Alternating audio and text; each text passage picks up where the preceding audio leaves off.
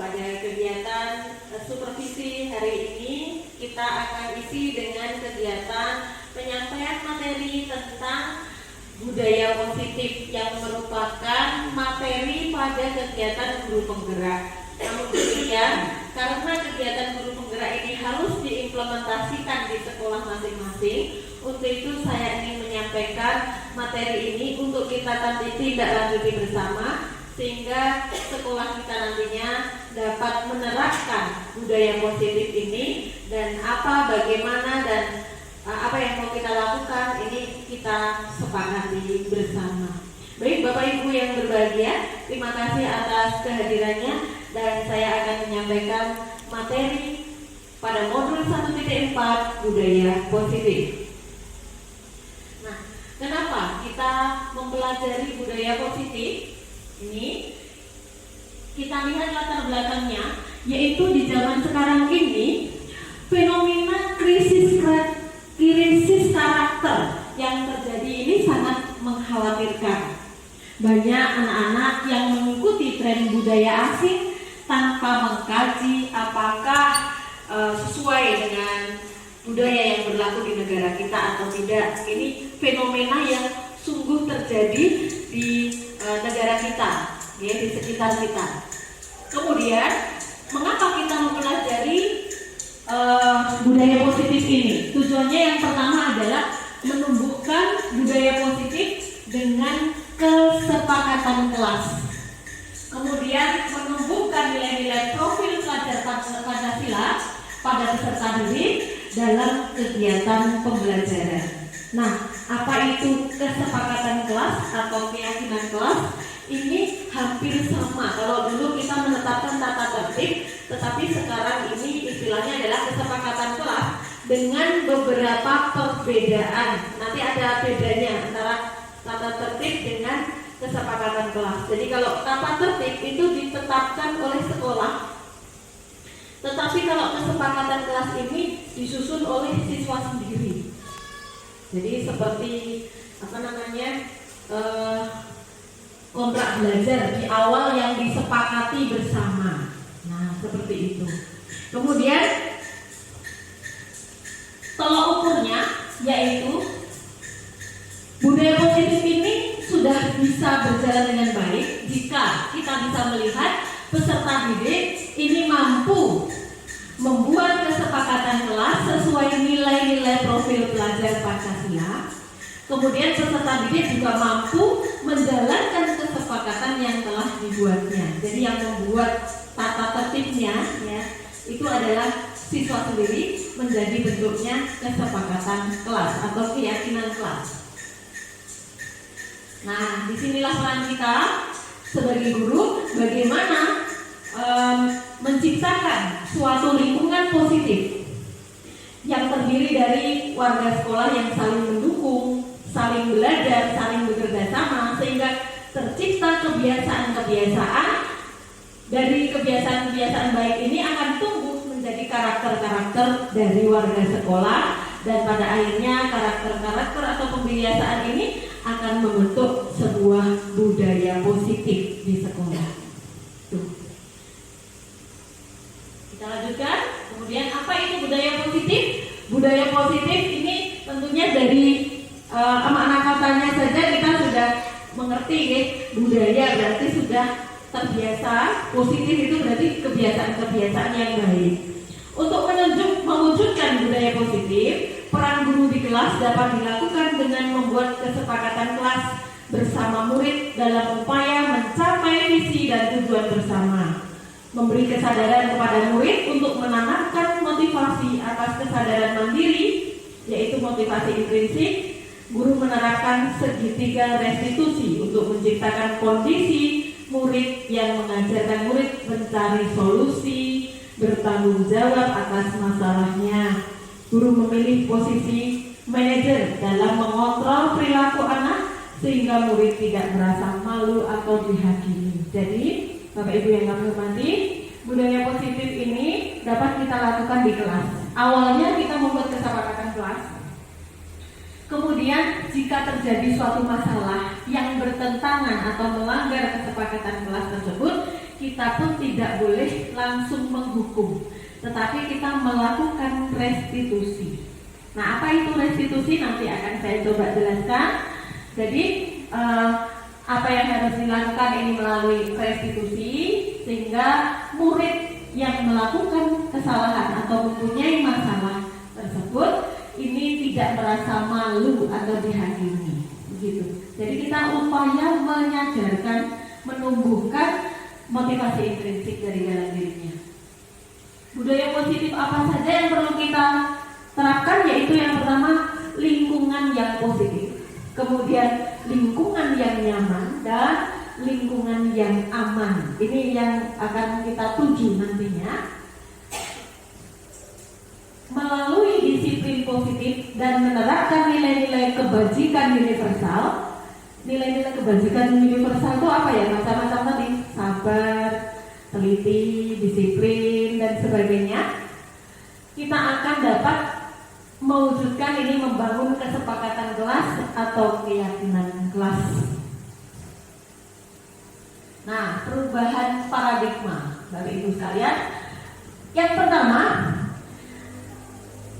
ada stimulus, ada respon, dan ada teori kontrol. Nah, dalam restitusi nanti kita akan menggunakan yang teori kontrol.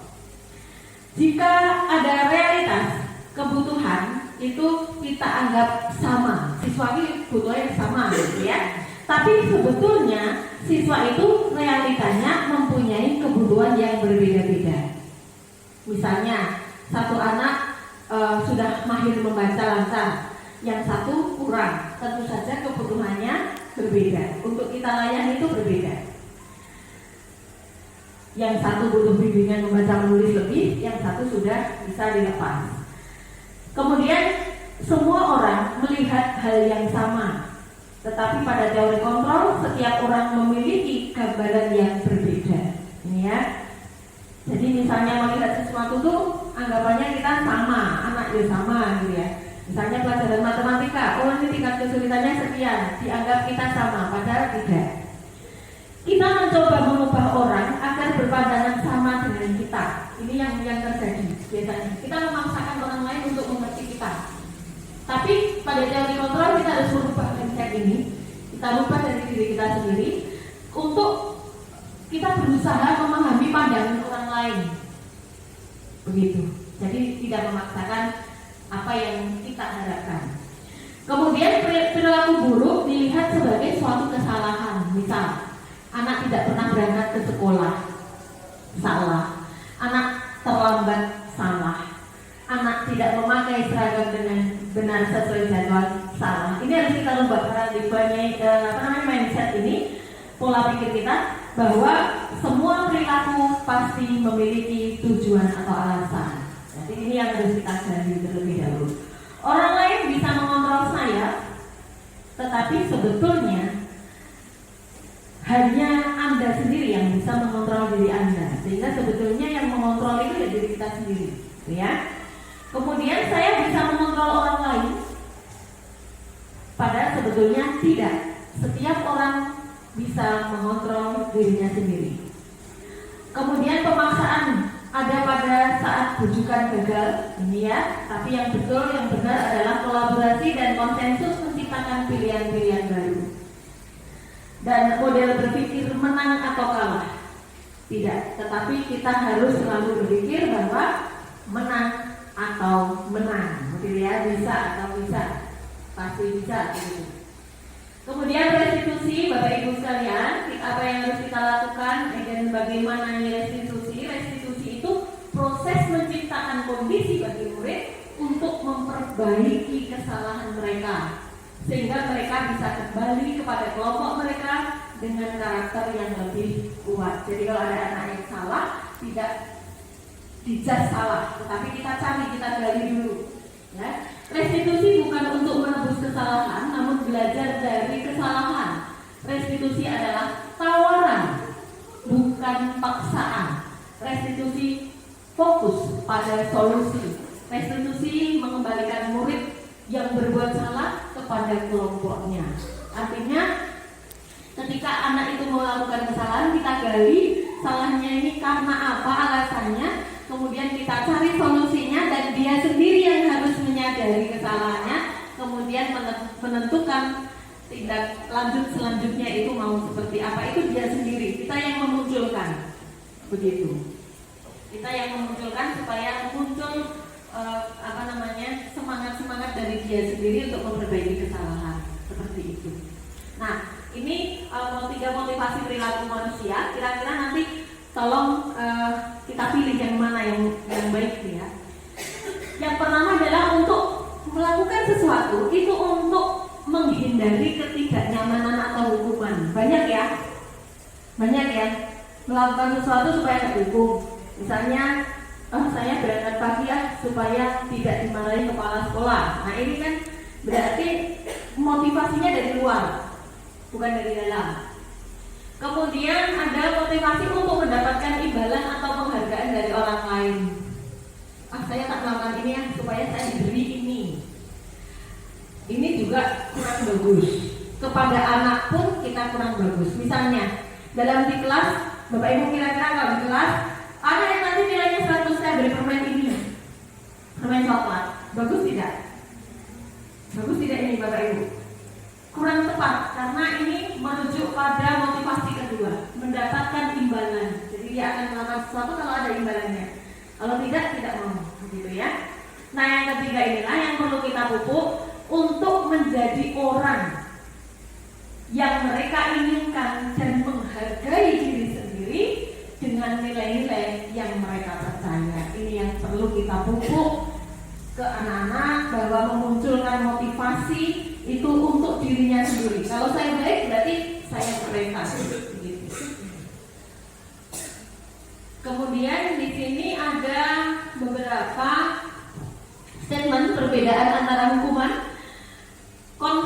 konsekuensi dan restitusi. Saya bacakan beberapa saja contohnya. Misalnya hukuman, nih ya. Hukuman itu biasanya sesuatu yang menyakitkan harus terjadi. Misalnya, tidak memakai pakaian lengkap, lari 10 kali di halaman, itu hukuman, ya. Tetapi kalau konsekuensi itu sesuatu yang memang harus terjadi. Konsekuensi yang memang harus terjadi, bisa menjatuhkan barang temannya kemudian patah. Karena patah, maka mengganti barang yang baru. Ini namanya konsekuensi, gitu ya. Tetapi kalau restitusi, ini restitusi itu merupakan pilihan. Nah, ini terjadi terlambat, terus kamu mau bagaimana? Anak itu ditanya, memunculkan kesadarannya sendiri. Karena saya tidurnya kemalaman, Bu. Kenapa kemalaman? Karena main game. Kalau begitu kamu mau bagaimana? Saya tidak akan main game lagi. Oh ya, besok saya tunggu ya, besok berangkat pagi, tidak terlambat. Seperti itu restitusi. Itu memunculkan kesadaran bagi anak sendiri. Kemudian hukuman biasanya juga tidak nyaman untuk murid untuk jangka waktu panjang. Tetapi konsekuen ini tidak nyamannya dalam jangka waktu pendek saja. Kayak tadi, menjatuhkan barang temannya pecah, kemudian mengganti. Saat mengganti itu rasanya memang tidak enak, tetapi hanya sebentar, ya. Kemudian kalau restitusi ini menguatkan untuk murid atau anak dalam jangka waktu yang panjang. Nah, temannya ini mainannya pecah, terus kamu bagaimana? Kamu minta maaf, Bu. Ya, kalau sudah minta maaf, barangnya pecah bagaimana?